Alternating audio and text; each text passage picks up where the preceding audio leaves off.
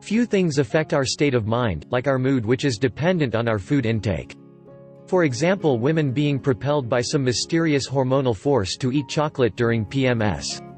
There's just something in that chocolate that makes them feel so good. Aside from the emotional ties around in food, such as associating it with celebration or entertainment, there is also the physiological side that affects our mood. We've all seen children throwing fits in the cereal aisles or at the checkout stand where all the sweets have been placed for impulse buying. I don't know about you, but I've never seen such outbursts in the broccoli aisle. People crave almost instinctively comfort foods which are high in carbohydrates, which the body immediately converts into sugar in the bloodstream upon consumption. Consuming processed and refined foods which contain exorbitant amounts of sugars and artificial ingredients and practically no dietary fiber renders the eater into a blood sugar nightmare. Even cooked starches that some consider healthy, such as potatoes, rice and pasta, are converted into simple sugars quickly in the body.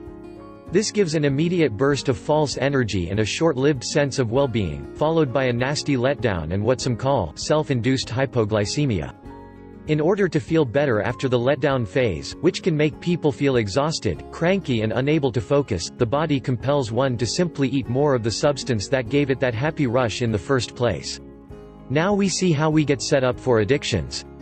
Ever tried to be in a good mood, feel jubilant about life, or get lots of work done when you are in the throes of caffeine withdrawal? The main function of most antidepressants on the market is to enhance the uptake of that famous feel-good hormone, serotonin. When this brain chemical is low, people crave carbohydrates and comfort foods in order to get it.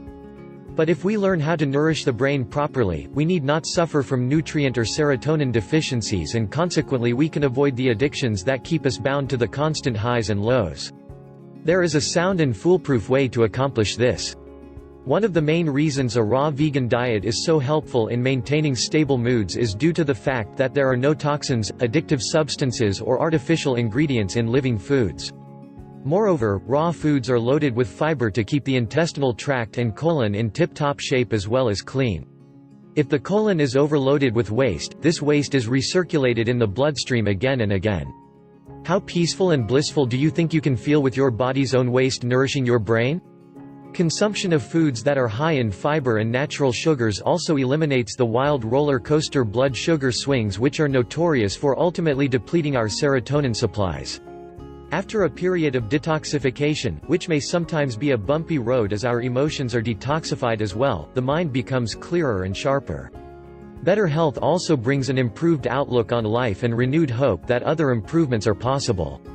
When we begin to look better, perhaps by dropping a few pounds or our skin clears up, we definitely begin to strike a more cheerful tone. On a raw food diet, our brain becomes cleansed and nourished on a cellular level, our senses sharpen and we begin to see the sun come out in our life once again. Won't you join me in eating naturally? Of course you will.